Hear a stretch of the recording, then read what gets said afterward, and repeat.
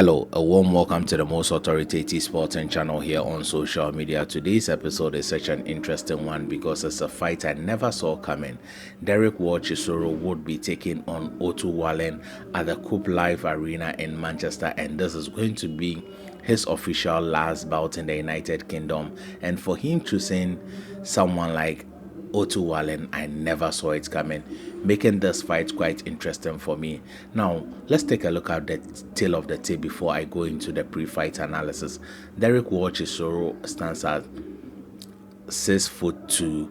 He is 41 years of age. His boxing record is 35 wins. Out of the 35 wins, 23 are via knockout, 13 losses and no draw. He has a reach of 74 inches and he is an orthodox fighter. Whilst Otto Wallin, on the other hand, is 34 years old. He stands at 6'6". His record is 27 wins, 15 via knockout, 2 losses, 1 to Anthony AJ Joshua and the other to Tyson the Gypsy King Fury. And he is also a southpaw. Being a southpaw is the reason why I never made or anticipated that Chisora would be facing off with Otto Wallin, he being the A side in this particular fight. Now let's take a look at some of the attributes of Chisora. Chisora is the more experienced fighter of the two. Yes, Chisora has been in the ring with all the top level fighters that were available and that he could get into the ring with. He has faced off with Tyson the Gypsy King Fury on 3 occasions. He has faced off with Alexander the Cat Usyk. He has been in the ring with David Haye, Klitschko, Joe Parker, and he has been a pro for the past 18 years, and there are so many big names on the records of Chisora, hence the amount of losses he has on his record. So that is one attribute of Chisora. And another attribute of Chisora is his durability. He has a solid chin. His ability to absorb punishment and keep pushing forward is quite amazing. It's something most boxers do not have naturally. You could see that Derek enjoys the pain. No matter how much you keep inflating it, he will keep coming forward and doing his best. Then Derek is a pressure fighter. He is relentless, like I said. He keeps pushing forward, and the only way you can outwork Derek is to outbox him. And another attribute is that he is often a body puncher. Anytime he closes the range, he likes to work to the body. We all remember the fight with Alexander the Cat Usyk. Then his recent win, Joe Joyce. Then Dillian the Body Snatcher White. There was a lot of body works in those kind of fights in which Chisora applied on his opponent. So these are some of the attributes of Chisora. Then let's talk about Otto Wallin. Otto Wallin is a technically skilled fighter. He has sound fundamentals. His basics are right. He has decent footworks. He doesn't have so much power, but he has decent footworks. He has good head movement. And for the life of me, in this particular fight, he coming in as a southpaw would be an advantage. Yes, a lefty. When it comes to a lefty, the angles is different, the footwork is different, and that may go as an attribute to him in this particular fight. And one thing also is that he comes into fight with a good gas tank or condition. He is solid when it comes to his ability to maintain his performance throughout the first round right to the 12th round. But this fight is scheduled for a 10th round and his defense is quite good. You need to be a top level fighter in order to beat Otto Wallin. And only 2 top level fighters have beaten him, be it Anthony AJ Joshua and Tyson the Gypsy King Fury. His head movements, his footworks, he's able to move in and out of range. He is quicker than most heavyweights and he is faster than Chisora. Chisora often struggles with stamina issues when the fight is prolonging, making him take loads of punishment in the latter stages of every fight. Yes, maybe that is why he realized that he having a bad gas tank he has resulted into fighting 10 rounds successively. All the last 2-3 fights he has had has always been 10-round fighters. The Pulev fight was a 10-rounder. The Joe Joyce fight was also a 10-rounder, and this particular fight is also a 10-rounder. So he having a bad stamina, he wants to compensate himself by being in 10-round fights. His defense is quite poor, as he most often takes punches on his chin, and since his chin is quite solid, he believes in himself and moves forward. And he is a slow fighter most of the times, and especially at this age that he is turning 41 years old. A lot of fighters see his punches coming way from afar, and someone who asks, why wasn't Joe Joyce able to see that point? We also know that Joe Joyce is a very, very slow heavyweight.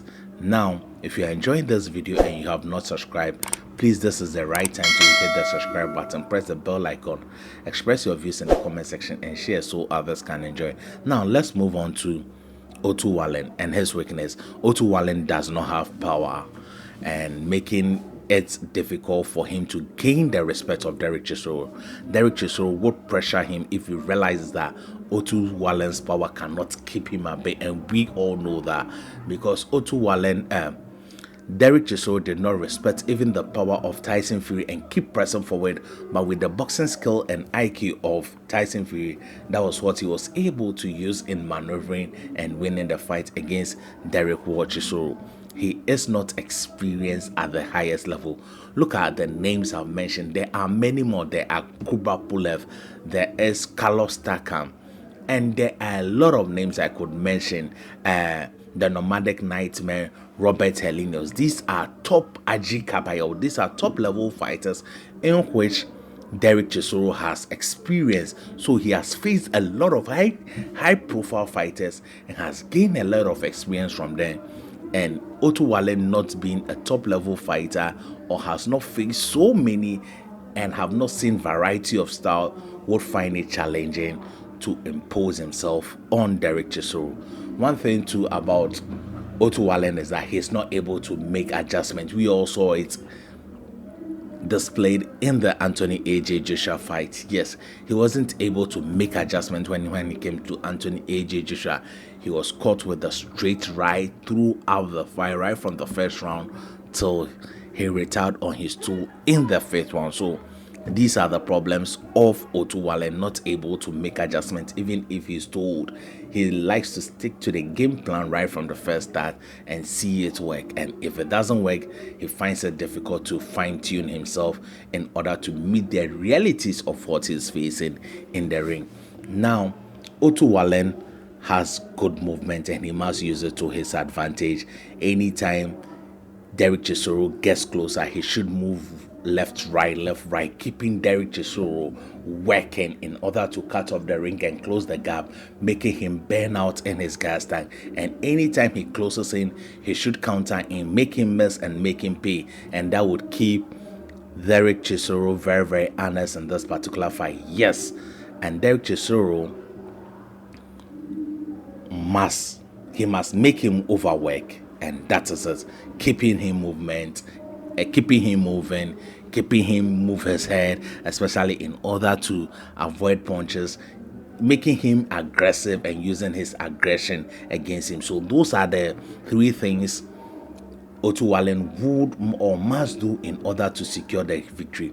Not be a stationary target, keep moving, then counter punching Derek Chisora, making him miss and making him pay, and making Derek Chisora fight at a higher pace, which would make him burn out, and so that Otto Wallin, would be able to take him out of the ring. But for Derek Chisora, he must always duck the jab of Otto Wallin, because Otto Wallin has an educated jab and he keeps popping it up whenever it's good. But if he's able to take the jab away from him and get inside and ruffle him up, he is not that physically strong. So if he's able to get into range and ruffle him up and make him uncomfortable, then that means that he is going to win the fight, because Otto Wallin will start complaining to the referee and lose focus in the ring.